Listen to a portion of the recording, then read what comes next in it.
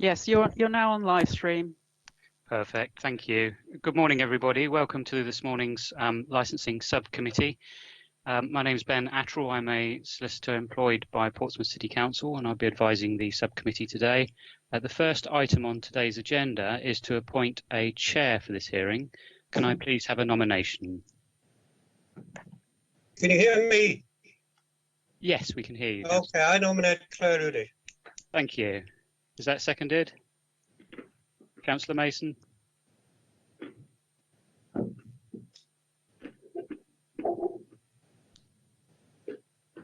Can anybody else hear Councillor Mason at the moment? I don't even see him, never mind hear him. Yeah, Councillor Mason's present. Is Councillor Rudy willing to take the chair? She is. Yeah. But can we just double check that we can hear Councillor Mason?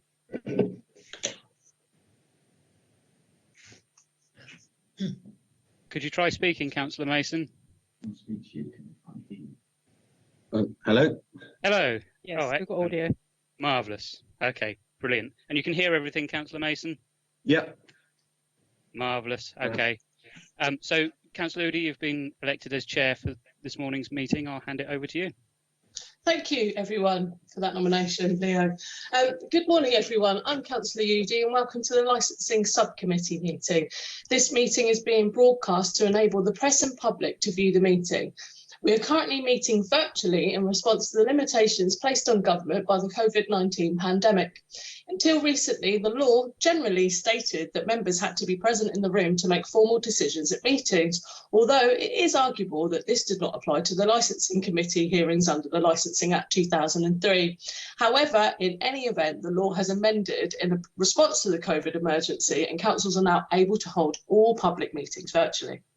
For the purposes of this meeting, and having been advised by the City Solicitor, I can confirm that the hearing shall be run pursuant to Section 78 of the Coronavirus Act 2020 and regulations made thereunder, and the Licensing Act 2003, Regulations 2005, which enable the authority to establish its own procedure. Members are reminded to be available throughout the meeting and indicate if they need to leave the proceedings at any point. All three members must be present at all times to be quorate. If any of the evidence is missed by the members due to connectivity or other issues, please raise the matter as soon as possible so it can be addressed. Members, officers and participants are requested to keep their microphones on mute and only turn these on when they are called to speak. This will limit the amount of background noise, which can be very disruptive. Members of the committee who wish to speak should use the chat facility and simply write their name. Also, I do accept the hand raising. That's probably a lot easier because it's just three of us. Please do not use the chat facility for anything else except to raise a point of order. If there are technical difficulties, we will endeavour to resolve these and where necessary have a brief adjournment, but the meeting can proceed where quorate. I will now explain the running order for this meeting. Members will first declare any interests. The licensing officer will report for the first application. As we know today, the second one will resume at 2 o'clock. The members, the applicant or his solicitor, and those having made representations may then ask questions of the licensing officer in that order. The applicant will then present his case and questions may be asked of the applicant. Those who have made representations will also have the opportunity to speak and questions be put to them. Finally, everyone will have the opportunity to sum up their case, starting with those who made representations, the licensing officer, and then the applicant. Members will then meet privately for the deliberations and to reach our decision, and it will be circulated to all parties as soon as possible. As far as I know, this will be circulated at the same time as the 2 o'clock meeting, so it may be a little bit later, and we do apologise for that. To reiterate, each party will have an opportunity to ask questions at the appropriate time and to make their own representation when asked to do so. Parties are reminded that representations are strictly limited to only those points already raised in your retrospective written applications. You are able to expand upon those points, but you cannot add new. You can be reassured that members have read the papers before the meeting, and as a result, you are asked not simply to read your written representation. This order will then be repeated for this afternoon's separate application. Introductions. I would now like to invite members to introduce themselves. So I will read your names in alphabetical order. Please can you reply stating your name and saying present. I will pause for a few seconds between calling each member. Councillor Leo Madden. Councillor Leo Madden present. Thank you very much, Councillor Madden. And Councillor Lee Mason. Councillor Lee Mason present. Thanks. Now, can I please ask the officers to confirm they are present as follows? Ben Attrell, legal advisor. I've got to say that. That's all right. Thank you. Ben Attrell present. Derek Stone, principal licensing officer. Good morning, present. Joanne Wildsmith, local democracy officer. Present. Thank you very much. I will now ask the following if they are present. Mr. John Walsgrove, the solicitor for the applicant. Present. As far as I can see, Mr. Anik is not here. Is that correct? He's not. He offers his apologies to the committee. He has a hospital appointment at QA this morning. Okay, thank you very much for relaying that to us. And Councillor Linda Symes to represent the residents. We have the 5 names here: G. Howard, A. Lettin, Mr. and Mrs. Lowe, J. Dixon, and C. Hogston. Councillor Symes. Councillor Symes present. Oh, okay. I now move on to agenda item number 2, declarations of members' interest. I'll open up Teams so I can actually see the faces of people here. Members, any interest at all? I'll take a head shake. I can see both of you. No. Thank you very much. I will now move to the agenda item to consider the application for premises licence, the Old Pier Hut. Mr. Stone, Principal Licensing Officer, please present your report on behalf of the Licensing Manager. Thank you very much. Good morning, members. So this hearing is in relation to an application for a premises licence for the Old Pier Hut, which is a small hut on the east side of South Parade Pier. And for ease of reference, members, I draw your attention to the photographs and plan in your bundle. The application is made by Mr. Anik, and he is represented by Mr. Walsgrove today. Members, you have my report before you, so I will not go through that in detail, but you will see that the application is for a premises licence to be able to make off sales from 10 o'clock in the morning until 2300 hours, Monday to Sunday, with the ability to open the premises from 7 o'clock.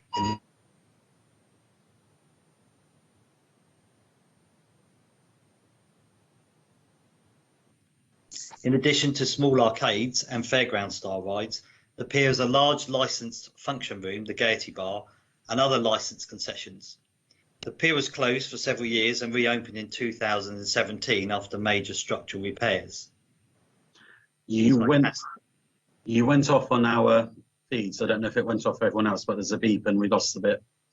So where did you hear up to, Councillor Mason? there's a couple of sentences in, so. Derek, I'm quite mindful that might be your doorbell and it might be the postman if you've got any post to, if you need to get it. It's fine if you need to disappear for 10 seconds. No, I'm worried. I'm not worried about that. Thank you. Cool. So where do you want me to go back to?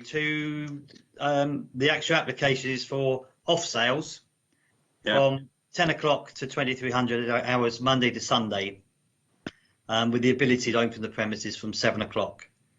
So South Parade Pier, obviously giving some history, it was built in 1875. It's got already several licensed premises on the pier itself. There are 5 parts of the pier that are licensed, 2 at the entrance, 1 in the centre on the east side, and 2 large sections at the end. These are the Gaiety Bar and Deep Blue Restaurant. The last 2 have their own separate premises licences. And there was a recent application, members, for a small off-sales facility, and this was granted for an area adjacent to the Gaiety Bar on the 19th of August. The applicant has detailed in the operating schedule the steps they intend to support and promote the licensing objectives. There are no objections from any of the responsible authorities, each responsible authority being an expert in their respective field. So, for example, in relation to the police, they are the main source of advice in relation to the prevention of crime and disorder. There were a number of representations received from local residents. In total, 36 representations were made. Of those, 10 have replied saying they were not attending the hearing, and 5 of them have indicated that they wanted Councillor Symes to speak on their behalf.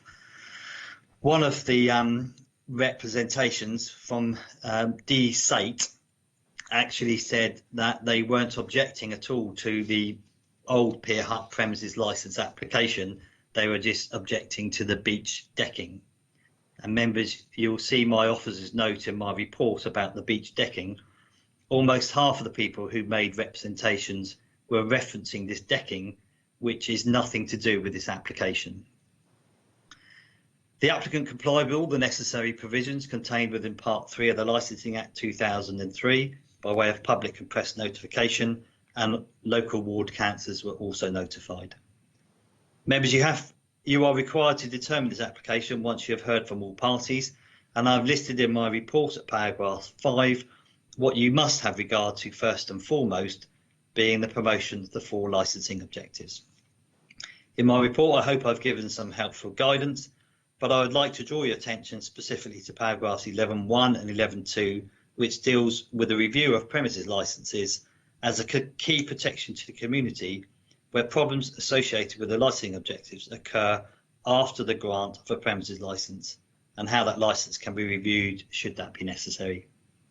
Members, I don't propose to say any more at this stage, but I'm available should you have any questions as this hearing unfolds, as is the applicant's solicitor, Mr. Walsgrove. Thank you. Thank you very much, Mr. Stone. Members, questions? Leo, yep. Leo, there you go. Yeah, thank you. Thank you very much, Mr. Stone. Could you, you have said in the report, and you've repeated, that there's been absolutely no objections from any of the responsible authorities.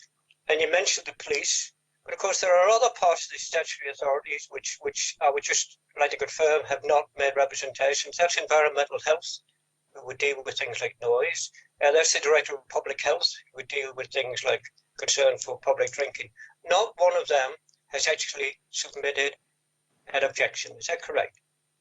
That is correct, yes, Councillor Madden. It's a while since I've been down, Derek, to the pier, mainly because of this lockdown. But I have something in the back of my head saying that the hut operates at the minute, or has been operating, clearly without a licence, without a liquor licence. Is that correct? Or perhaps that's for Mr. Walsgrove. Well, it would be for Mr. Walsgrove, but it can operate if it's doing food and hot drinks. It is. And that thing, then that's perfectly acceptable. It'd only be unlawful if they were selling alcohol without a licence. No, what I was trying to get was it's actually an operation, albeit not having a license, a liquor license. That's correct. Yeah, there are tables and chairs. You can see that in some of the pictures. And it's just something I think I remember just passing by.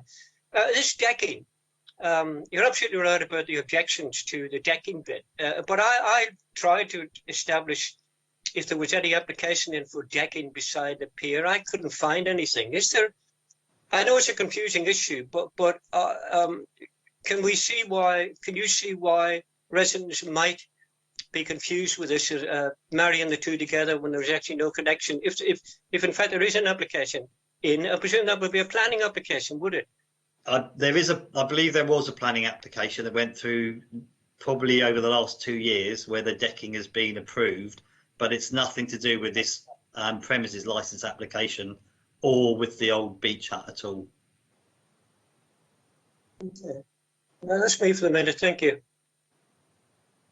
Thank you, Councillor Madden. Councillor Mason, do you have any questions? Just one to confirm that it's only sales of alcohol is licensing. The consumption of alcohol isn't a licensable activity, is it? That's correct, Councillor Mason. So once it's purchased, it could be consumed anywhere, and it's not a licensable activity. That's correct. Thank you, Councillor Mason. One question from me, Derek. Have they had tens and were selling alcohol over the summer period? No, I don't believe they have. I'll cancel. Sorry, John Wolfgang can answer that. They did. I mean, I will address you on that. They had temporary event notices for each weekend of August, for 3 days, the Friday, Saturday and Sunday of each of 4 weekends. Well, Councillor Udy, then I wasn't aware of that, but we've certainly had no adverse reports on it since they've been in operation. Thank you for that. Any other questions before I move on to John to ask questions? Mr. Walsgrove, sorry. No? Mr. Walsgrove, No okay. no, Councillor Symes, do you have any questions of the licensing officer? No, but I'd just like to make a point of clarification if I could. I was contacted by the applicant, who I knew as a long-standing restaurant owner of. Councillor Symes, I think we can't have this until you do your representation, I'm afraid. Okay, all right. Thank you, Dave. We'll move on to Mr. Walsgrove next if you have no further questions. Mr. Walsgrove, could you please present the case on behalf of the applicant? Thank you, Chair. As you've heard from Councillor Symes, in fact, my client is an experienced licensed operator in Portsmouth, so has worked and operated other restaurants in the area, but is now focusing his efforts on the old pier hut. There's nothing in the representations, of course, which suggests anything concerning about the way he may run premises if you decided to grant the licence. So in old parlance, under the old Licensing Act, he's nothing more than a fit and proper person to operate these premises. The Pier Hut sells a variety of hot food and hot and cold drinks, pizzas, wraps, gyros, which is like a Greek kebab, and he's been open for several months selling the food and drink. As you heard me say earlier, he also has been selling alcohol during August under temporary event notices over the 4 weekends, including the bank holiday weekend. He's actually only selling a very small selection of wine and beer, which is decanted into plastic cups. And the alcohol is very much an ancillary part. The focus of the business is obviously the food. When Mr. Anick instructed me to deal with the licence, there was no seating. I actually visited the premises and it was just the hut, selling direct to members of the public. And you will note that in correspondence with people who made representations, I made reference to the fact that there wasn't seating, but where Mr. Anick, the business has been successful, and with the addition of the alcohol for temporary event notices, he has placed picnic tables out next to the old pier hut. So there is now some seating. So that just clears that up. There'd be a maximum of 6 tables there for 24 people, but he doesn't always put all of the tables out. It very much depends on what day of the week it is and how busy he's going to be. But as Councillor Mason rightly pointed out, consumption of alcohol isn't a licensable activity. And so people have been using those tables and chairs. They have been having their meals there, and they have been consuming alcohol during August. And without, as far as Mr. Anick is aware, any concerns being raised. So none of the letters of representation or subsequent emails and correspondence that came in make any mention of any problems actually arising from the sale of alcohol during those 4 weeks. As Mr. Stone pointed out to you, there have been no representations from responsible authorities, and Councillor Madden rightly pointed out that it goes to an array of responsible authorities: environmental health, public protection, the police, planning, etc., etc. And none have made representations. In your committee papers at page 5, paragraph 9.12 is just repeating the fact that weight should be given to the views of the responsible authorities. As Mr. Stone said, they're experts in their field, and you would look to them as your first source of advice on things of crime and disorder, public safety, public nuisance, and the protection of children from harm. I'd also draw your attention on your committee papers at page 7, paragraph 9.43, which you as experienced councillors know your decision in this matter must be based on evidence, so some credible evidence. And I say the credible evidence we're putting forward in support of the application is, firstly, there has been no responsible authority objection. Secondly, it is a very limited offer of alcohol and it's ancillary effectively to the mainstay of the trade, which is food. He's operated tens over 4 weekends, and probably the weekends, the busiest weekends of the entire 12 months. And he's operated those without any issues and without any adverse comment from anyone.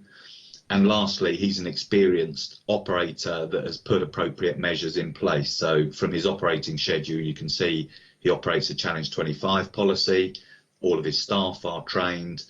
He maintains refusal logs to record any occasions when a customer may be refused service. And also he offered a condition that there would be no high strength beer, lagers or ciders. And the conditions were drafted in the application after prior consultation with both the licensing authority and the police. So we didn't submit this application without having spoken to both your own licensing officer and the police licensing officer, because we just wanted to get a feel initially of what issues there might be around selling alcohol for consumption off the premises, and none were raised. So against that credible evidence, what we say you have are expressions of fear of what might happen from local residents. And of course, to counter those expressions of what might happen, we say, well, the busiest month of the year of August, where actually during this COVID lockdown period, there were far more people on Southsea Beach than perhaps there ordinarily might be. The second point is the decking. The issue of the decking, I think, and respectfully submit to you, has caused a lot of anxiety amongst residents, and in my view has prompted the representations that came in. Just going back to Mr. Stone's comment about a recent licence application for the beach bar a little further up the pier, again for alcohol, for off sales, so the same application for effectively the same hours. There weren't any other written representations on that application, and in fact Councillor Symes, who appeared on that occasion having made a representation, then confirmed she wasn't objecting to it. So I think there's been a real fear around the decking where it said it could accommodate up to 150 people. And you've heard from your licensing officer, and I want to restate, it has absolutely nothing to do with the old pier hut. Now, you know that, or if you don't, I'm about to tell you that I act for Tommy Ware, who owns South Parade Pier. And it was a complete surprise to me because I've not been involved at all in any discussions about that. So I wanted to clarify with him what the situation was. And he simply said what you've already been informed from Mr. Stone, that a planning application was submitted, it was approved, has been granted, has got nothing to do with the old pier hut, and there's currently no intention at the moment to progress with the construction of that decking and any future application in relation to any premises or another hut which may be put on that decking. So you must discount that entirely from your decision making today. I have to say I'm quite keen to find out why all the residents thought that the decking was part of this application, and it's a shame some of the residents have not appeared today, because they could have simply been asked, where did you get that information from? Because however they got it, they've been misled in this application, which is a great shame. I did, as you've probably seen, write to residents, and I have those that had mentioned the decking, I had tried to reassure them that it was nothing to do with this premises. And as you've heard, one of them's actually withdrawn their objection to it. Just the last point I wish to make is, if you turn to page 29 in your committee papers, that's the plan of the pier, which shows the position of the pier hut. Let me just find it myself. If you look at the old pier hut, which is the rectangle with the diagonal line through it, the two rectangles immediately opposite, which have a slightly bolder line around them, so they're adjacent to the two entrances to the pier, those two premises are licensed to sell alcohol for the consumption off the premises already, but they don't operate as licensed premises. One's an ice cream parlour, I think the other is a beauty and treatment centre, so not selling alcohol at all. So in essence, in terms of this application, if you were to refuse it, Mr. Annick could simply arrange with Mr. Ware to move into one of those other premises and start selling alcohol and run his business from either one of those units. So obviously that's not something he wants to do, because he's already established his business and he's already proved in my respectful submission that he's a responsible licence holder, where people purchasing alcohol with their food from him are not causing any of the nuisance outlined in the letters of representation. So I think that's as far as I can take the matter without repeating myself, but of course I'm happy to answer any questions. I have arranged with Mr. Annick that should you have any questions which I'm not able to deal with, I will try and contact him, although his appointment is at 10:30, so we may have to delay getting his answer for however long his appointment is going to take. But hopefully I will be able to deal with anything that you may throw at us, and I'll leave the application there. Thank you.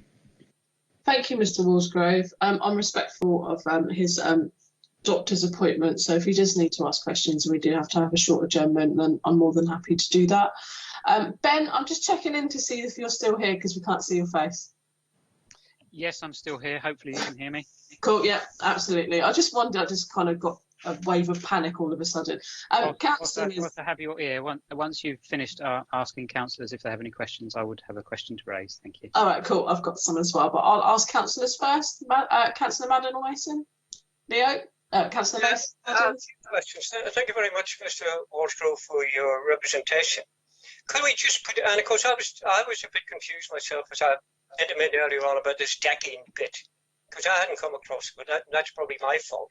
But just to confirm, and I understand it's absolutely nothing to do with this application, I understand that.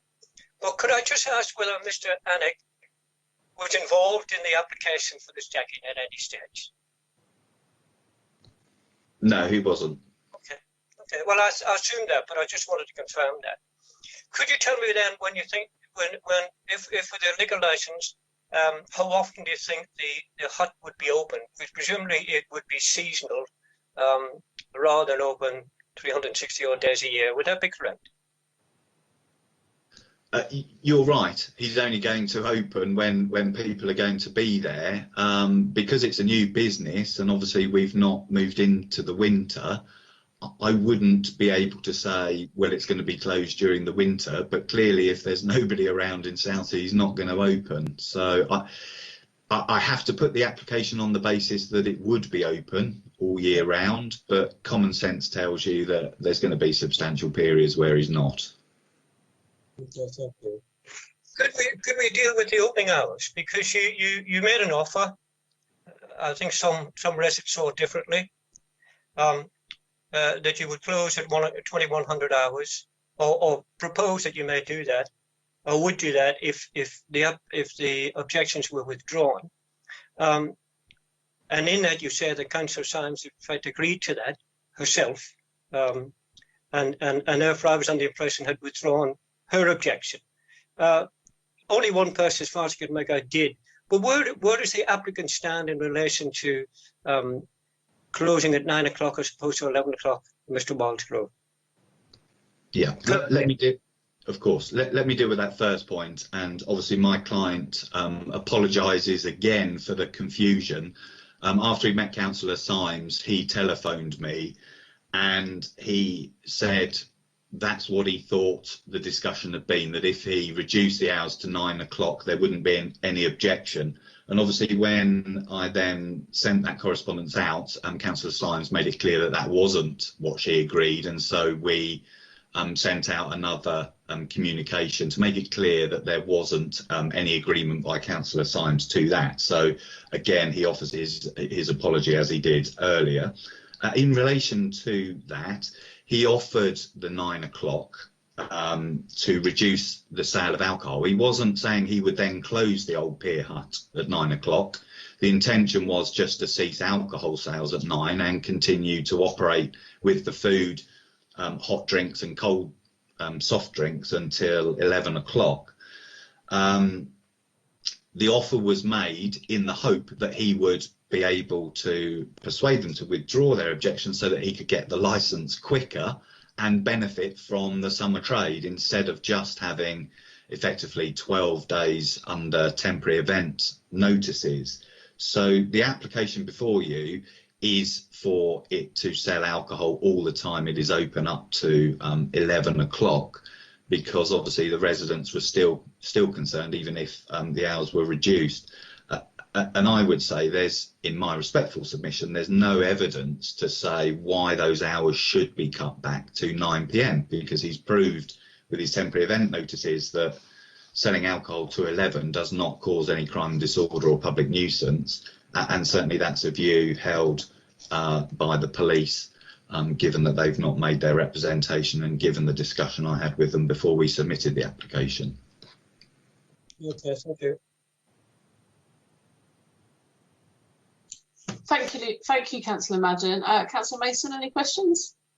I also had a bit of confusion with the 9 o'clock or the 11 o'clock, but I'm pleased it's been clarified.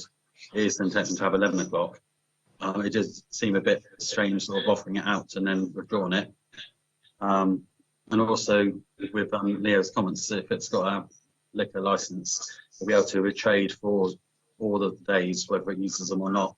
And anyone who takes over would have all of those days going forward as well. So I don't think I've really got any questions, since it's been quite well covered the time situation. Thank you, Councillor Mason. I do have some questions. Is it common practice to contact deputies to offer alternative hours for licensing in return for them rescinding applications? I only say this in reference to a previous licensing application where that also happened. But to talk and explain it like a layman to me, because I'm willing to learn. Okay, without disclosing any trade secrets as such, yes, it is common practice for two reasons. First of all, obviously I do licensing applications throughout the whole of the UK, including Scotland, Wales and England. And there is an expectation when concerns are raised that an applicant obviously assesses those representations and what's said. And in conjunction with me, we would consider whether there were any credible evidence to support those, but more essentially to ensure the outcome of having a licence granted. Because of course, if objections are withdrawn, we don't have a committee hearing. The licence has to be granted under delegated authority, but only if every single person who's written a representation does so. There are some occasions where we would not make any offer to someone that's made a representation, and we'd rather let the committee just decide themselves on the facts. But here, Mr. Annick was keen to get a premises licence as soon as he could, because obviously, in terms of timing, he wanted that period during the summer to be able to offer that facility rather than the ad hoc basis.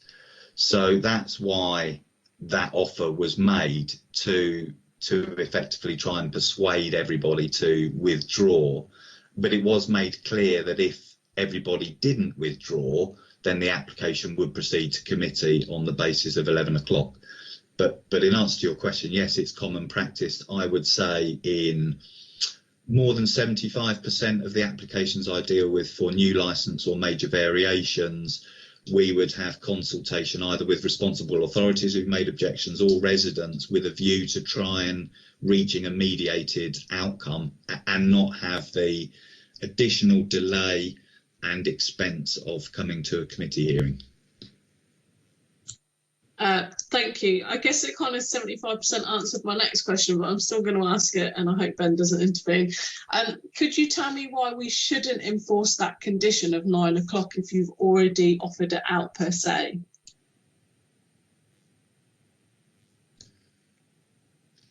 You would have to have evidence-based reasons to reduce.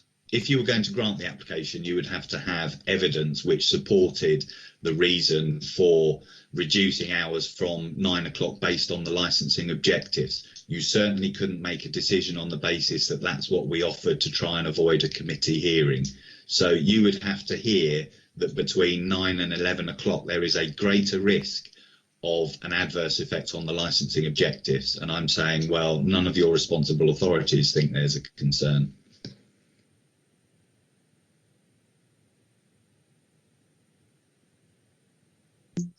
Claire, you're muted.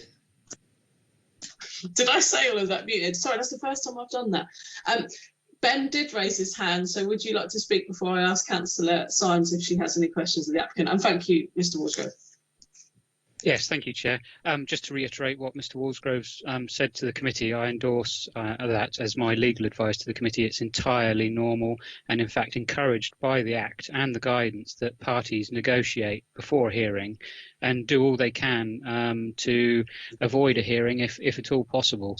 And the Act is very much structured in that way, and it's encouraged. So there's absolutely nothing untoward with a party making an offer of that nature in an attempt to try and avoid a hearing.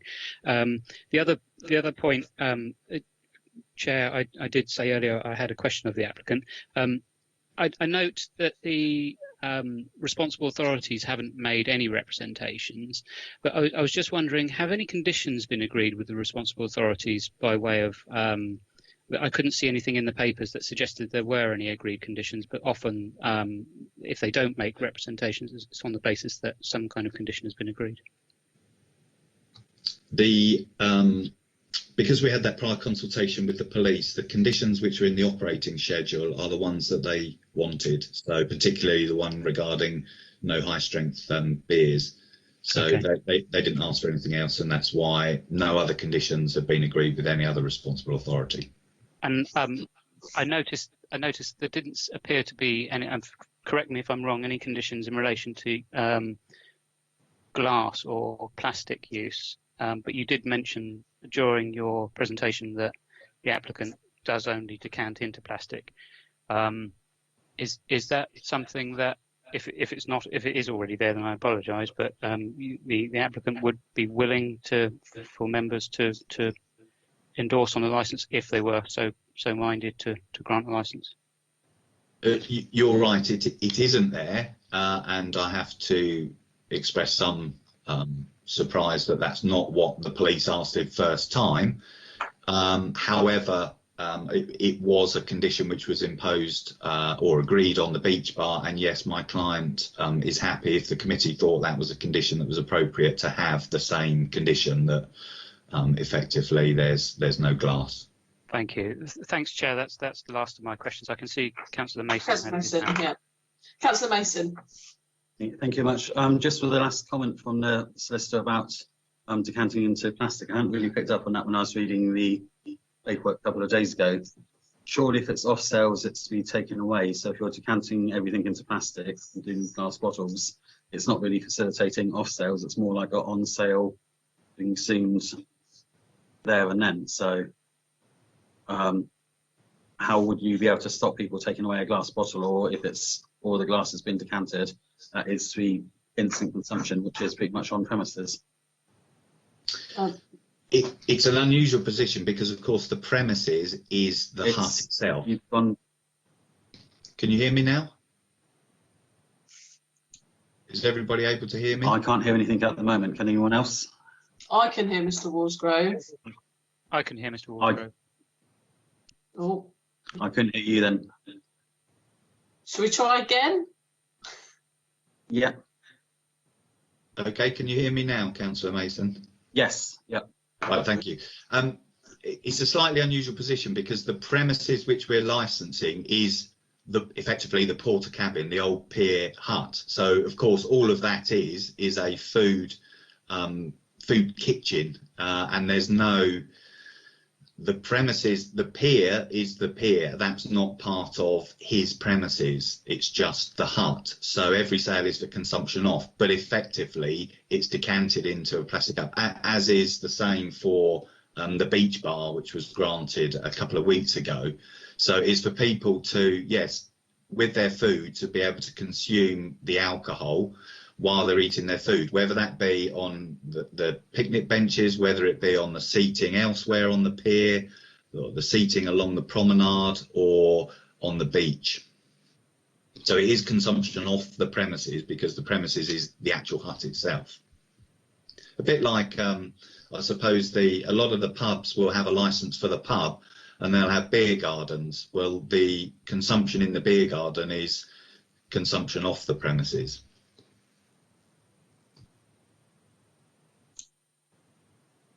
If someone came along and wanted to buy a 6-pack of beer, they wouldn't be able to, or they would have all of them 6 opened and poured into plastic containers. They would, but no one's ever done that. You wouldn't be able to carry them for a start. But yeah, if there was a group together and they were sat at the picnic benches, then they could order a drink each, yeah, and then drink it there. It's not like the Co-op across the road where you would be able to buy a crate of something and go and take that away and drink it. Mr. Annick's experience is that when people have come, when he's had his temporary event notices, they buy one drink with whatever food they've purchased, and then, as I say, they either sit at the picnic benches or they take it away to consume elsewhere. Okay.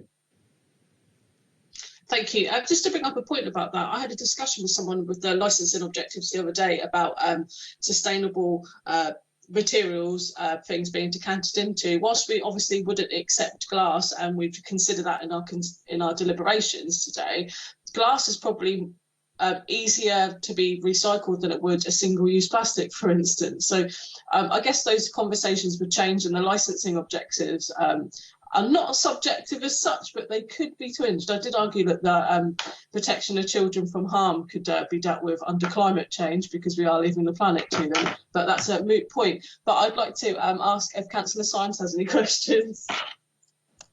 Yes, I do.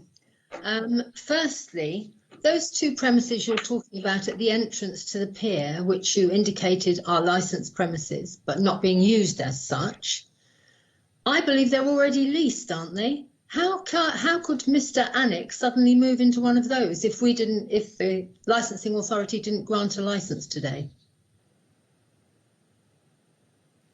Mr. Walsgrove. Yes, I was just about to answer that. Sorry. As you know, Mr. Ware owns the pier, and discussions could take place between all the parties. You're right, both premises are leased and they're not being used as licensed premises, but that's not to say things couldn't change. Okay. Secondly, would this be a case where drink would be ancillary to food, that you would have to buy some food before you could buy a drink, or could you just go there and buy as much drink as you liked and walk off with it? We haven't proposed a condition that it's ancillary to food, and so yes, theoretically someone could come up and ask for a drink. They can't ask for a lot because obviously it's decanted into one plastic drinkware. The same as the beach bar. You know, people can go up to there, they're doing food as well. They can just ask for a drink if they want.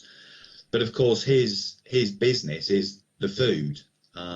So it's not a case where he's going to try and turn the pier hut into effectively another bar where people just come to him and buy beer, because frankly that wouldn't make him any money, that wouldn't make any business sense. So it is an ancillary offer. That's why it's a very limited range of alcohol that he's selling in any event. But we don't propose that condition. We don't think that's a necessary condition, that you have to have food when you purchase alcohol. But in reality, that's what happened, you know, during August, those 4 weekends. yes, I spoke to Mr. Anakin. Yes, there were some who just came and bought a drink, but they were in a very small minority of people. So would he object to that condition being applied? If that's the case, if it will make no difference to his business, would he object to that condition being imposed? Well, as I said, it's not a condition being offered, and if the committee were considering imposing it, they would have to have the grounds and the evidence to support the reason why it was being imposed, and we say there are no grounds to do so. Okay. Could you also tell me, as an experienced licensing solicitor, why you wrote to residents saying that if in the event that the decking was constructed on the beach, that for anyone from Mr. Anick's premises to use it, they would need a major variation to their licence?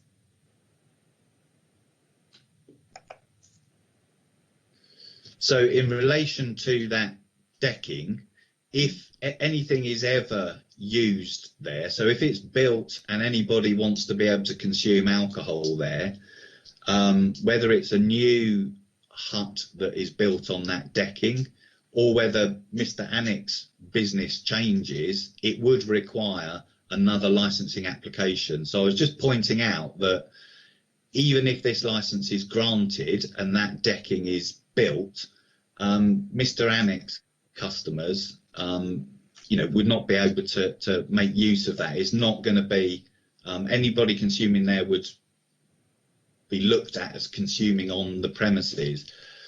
But at the moment, in talking to Mr. Ware, it's not intended that that decking would be supporting Mr. Anick's business in any event. I think the intention would be, and as I say, at the moment there isn't no set plan for it, but it would be to look at putting another unit on that decking.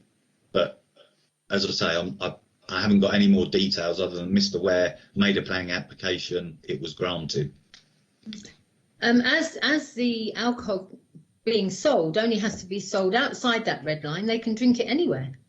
So I don't see how they'd be precluded from not being able to drink down there, or in fact on the beach, or anywhere outside that red line they can consume that alcohol, can't they? Yes, that's right. That's right. So it is an alcohol license for consumption off the premises, but that's not the intention for the decking, to provide an area for people to just go and sit down and drink. As I say, there isn't any intention currently to move forward with that anyway. And could you tell me how you manage social distancing there? Because you're right at the entrance to the pier, you've got people coming on and off at that precise point, and you've got tables and chairs with people sitting there now, which you didn't have before. How do they manage social distancing?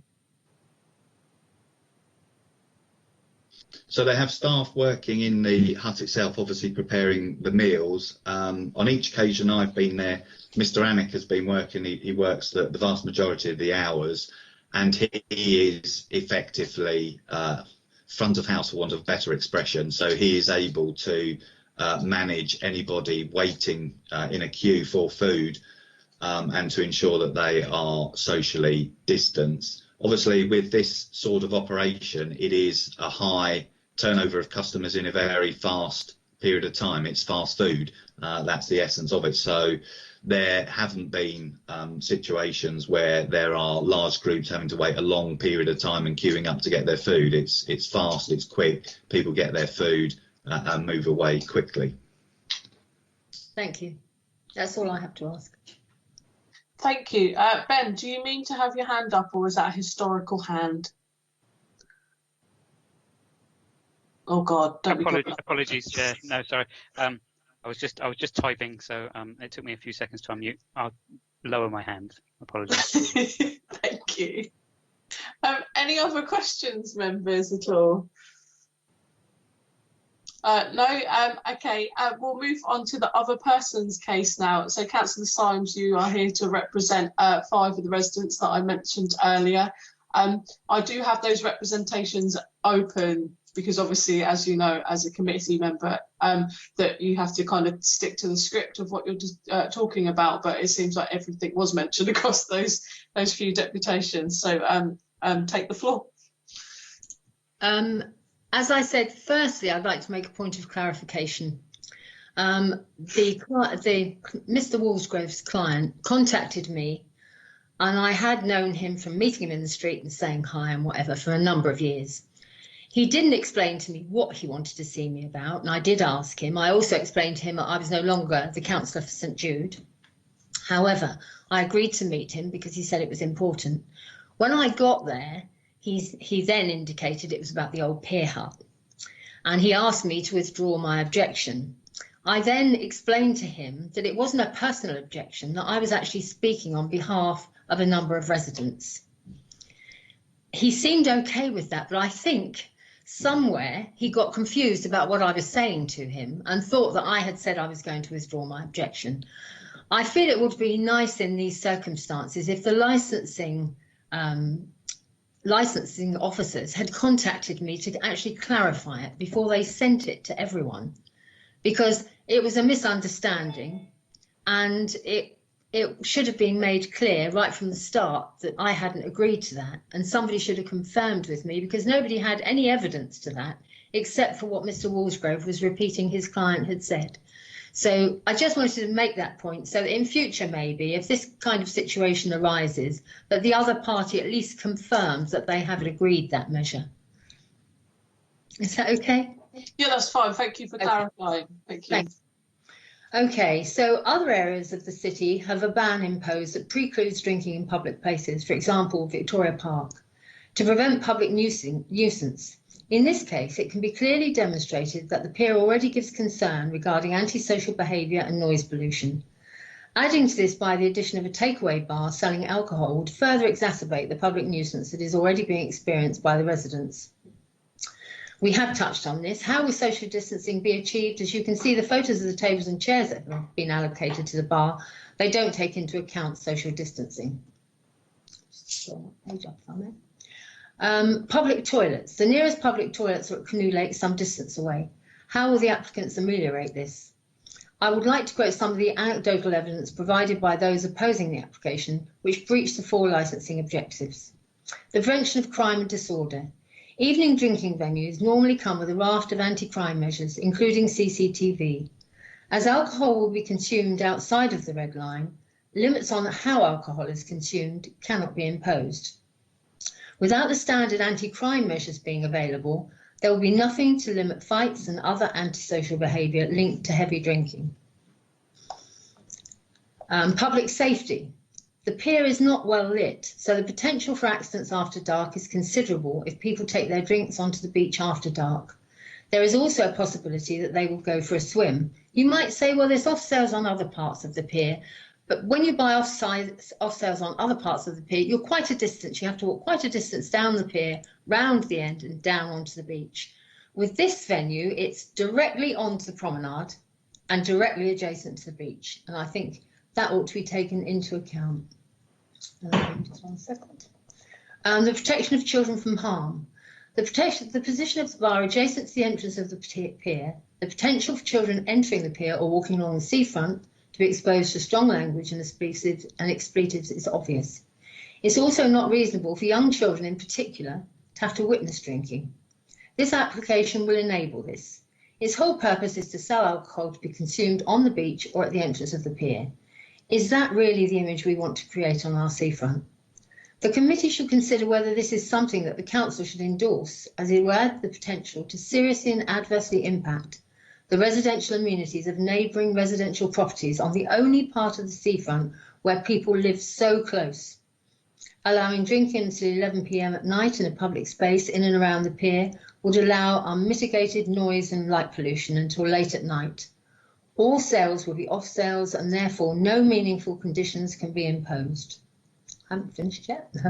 The Hope and Glory decision by the Court of Appeal clarifies that licensing authorities can take account whether the likely impact of an application is proportionate to its benefits.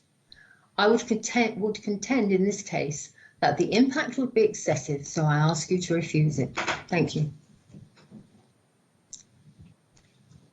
Okay. Thank you very much. Members, questions? I will take that as a no. Councillor Mason.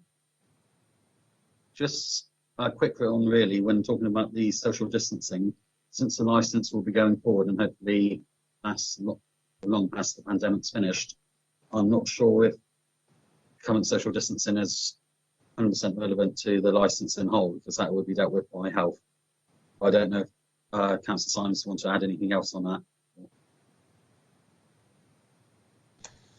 No, I think these conditions are going to be enforced for quite some time. And even after that, I think the proliferation of properties, when is a licence one too many? The pier already has numerous licensing areas on it. Why, when does this end? When does it become proliferation instead of, a nice friendly place for families to be? The licensed premises that were in their hundreds around that period, a period of time in the not too distant past, caused huge problems. And now that's seen as quite a family friendly area. Do we want really to keep on eroding that until it becomes one big drinking cathedral? Thank you. Thank you there. Any other questions from members? No, I can see your faces, so you can shake your heads and stuff. That's cool. Mr. Walsgrove, do you have any questions of the other person, the representation? Just a couple, thank you, Chair. Okay. The first point about what impact this premises licence may have. Did you have comments back from residents about any problems during August specifically?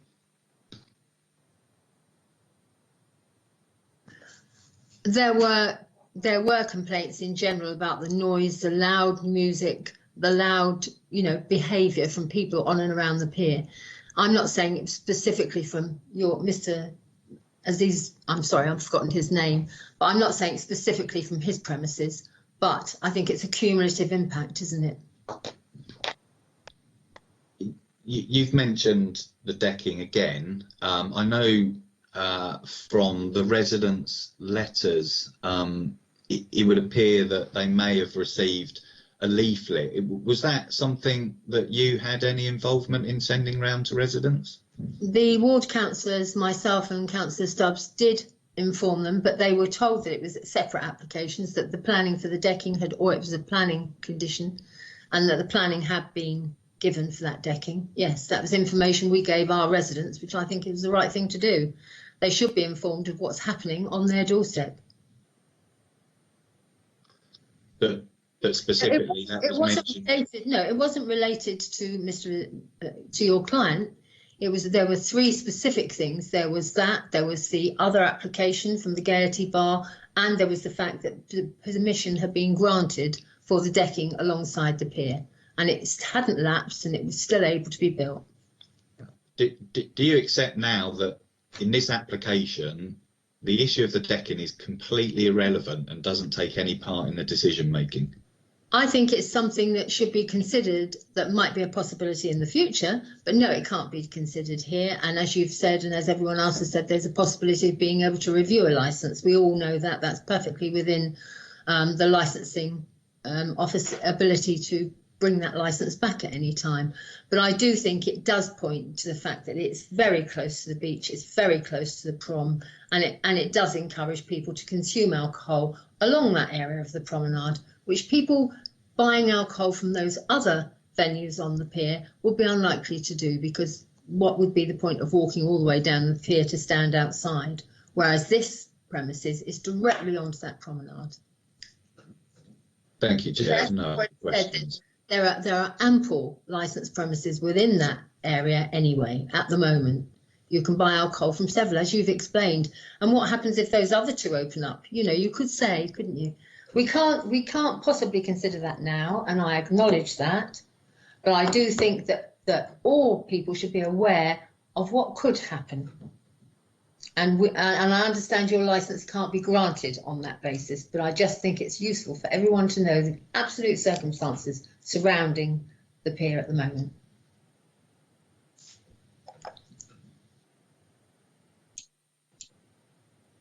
Mr. Walsgrove, is that it? That was it, thank you. Thank you very much. If we don't have any other questions, I think we can move to summing up, which we will start on my script, sorry. Councillor Symes, would you like to sum up your case, please? No, I've really said all I need to say in the representation I made earlier. I do hope members will consider. The only thing I would say is I hope you would consider food ancillary to drink. I do think that condition should be imposed. I don't think it should just be a stand-up bar at the end of the pier that people could just go and buy drinks from. And I do think that the closing should be much earlier than 11 o'clock. I think although people chose to go and live near the seafront, they do have some rights. And I think that we do have the ability to do it through the Hope and Glory case.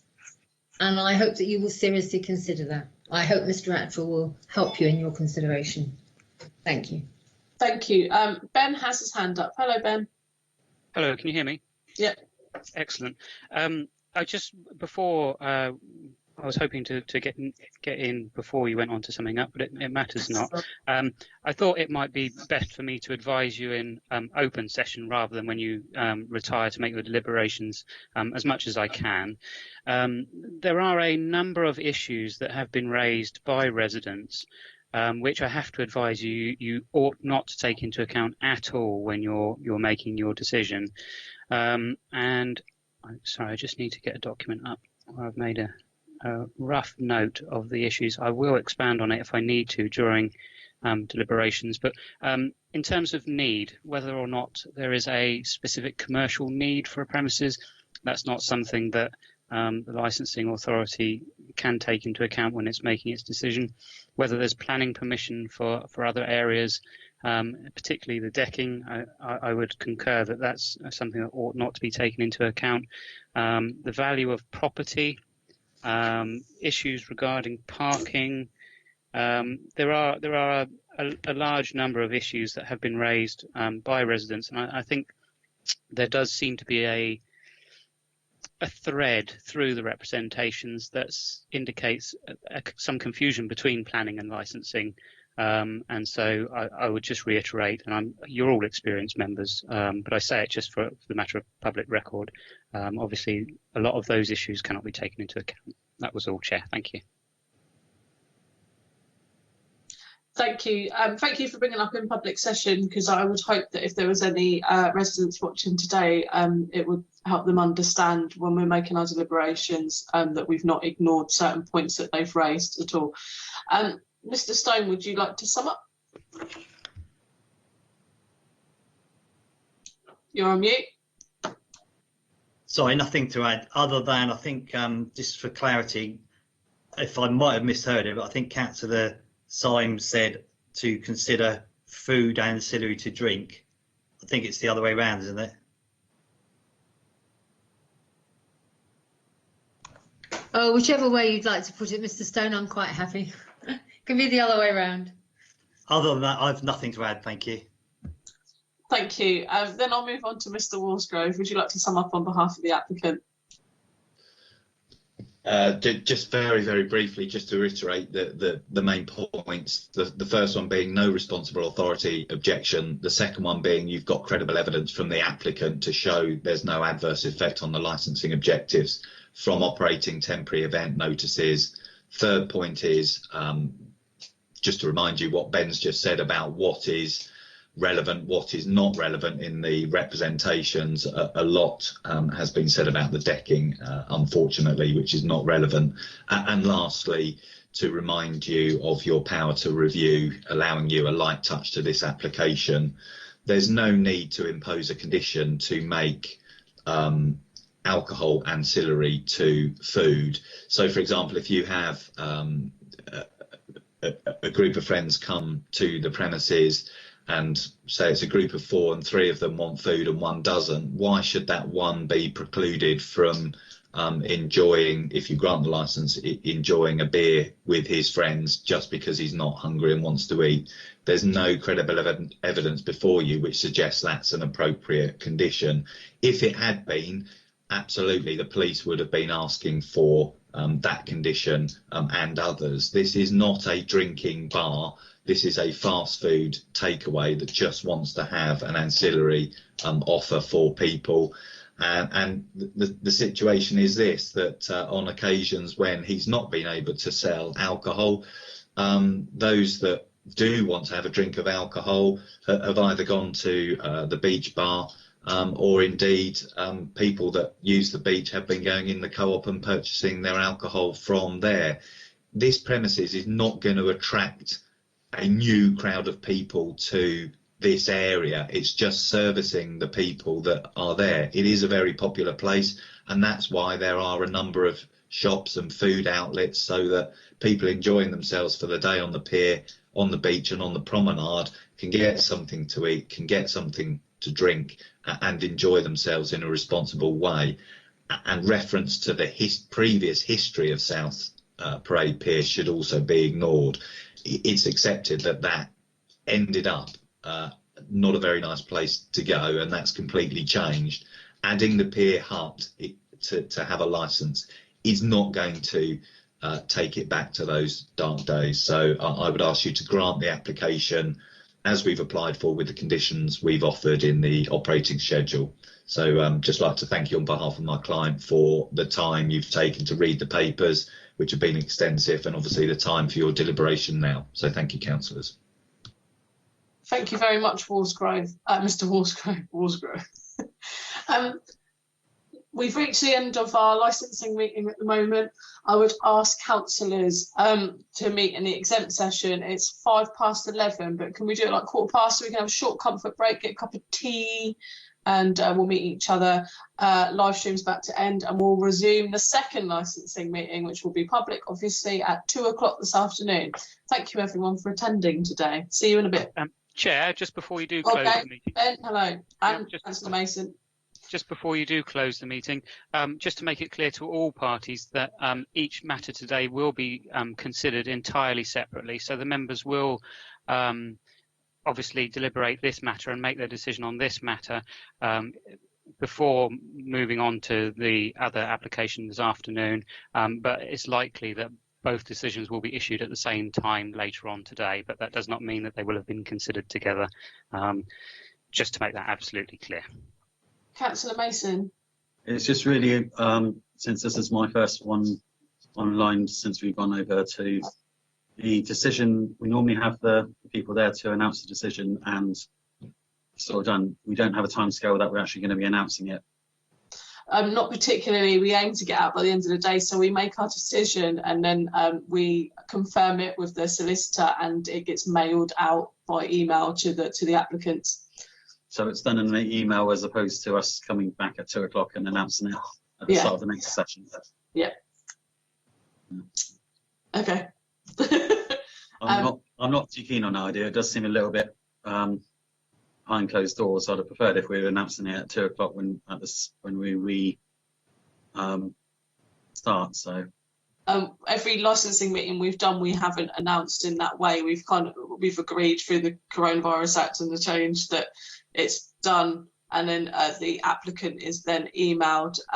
I can have a chat with Ben. He's got his hand up. He wants to speak. Go on, Yes, Ben. I think the difficulty is, the reason why we're not doing that, councillor, is mainly because of the intricacies of rearranging yet another Teams meeting for all parties to then be able to attend, simply for the decision to be announced, when actually it can just be emailed round to all the parties as soon as possible on the day. So it was really just to cut down on the IT technicalities and the difficulties involved with getting everybody again back for a Teams meeting.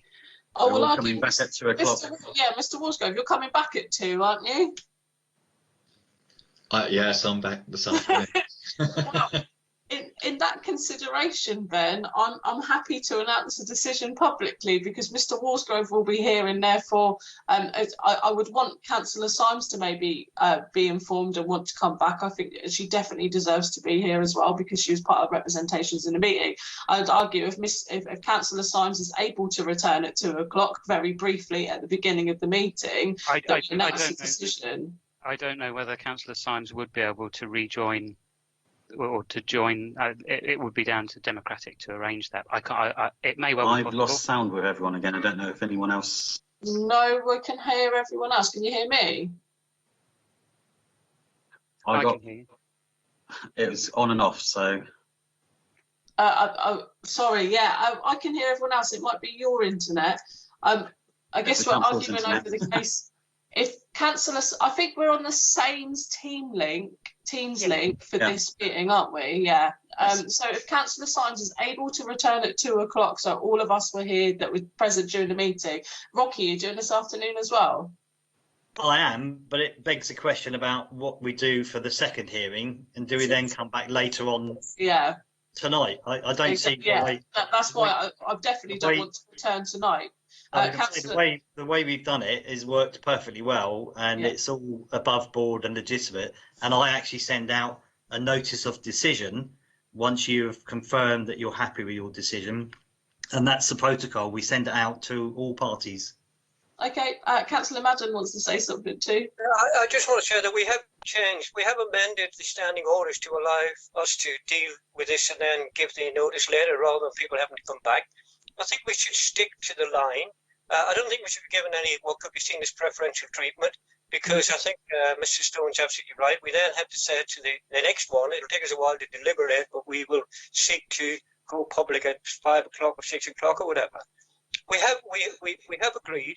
The standing orders and its amendments to them, and these are only temporary amendments, of course, because of the pandemic at the minute. So I think, the ones that I've been involved in the past, they have worked. People understand that that's the situation. I think we should stick to what we're doing and not make any announcements, or make them once it's made, but certainly not ask people necessarily to come back. It's convenient that Mr. Molesworth will be there, but I think it would be wrong to ask him to come back at 2 o'clock if he was travelling up the country to do something else. So I think we should just stick with what we've agreed.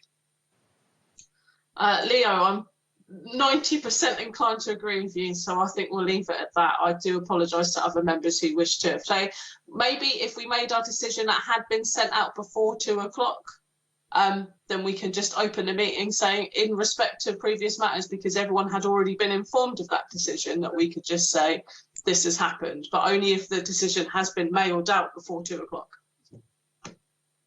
I just wanted to add comfort for Councillor Mason that actually about half of local authorities don't give their decision on the day of the committee, and they send it out by post afterwards. So you are one of the top ranked committees, because you do give decisions on the day to people, but not many do. I've heard thousands of complaints about Westminster for their draconian ways of mailing it out later, and it's normally our lawyers who come before us saying how dreadful the other places are. So, well, I'm outvoted on this anyway, so it doesn't matter.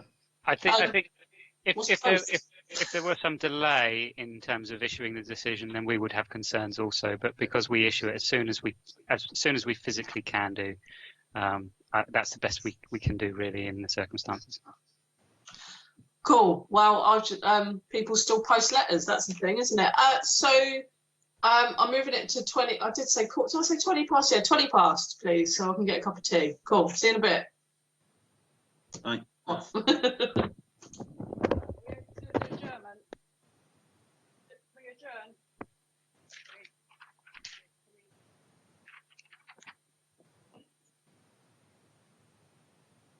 So just for clarification, yes, excellent.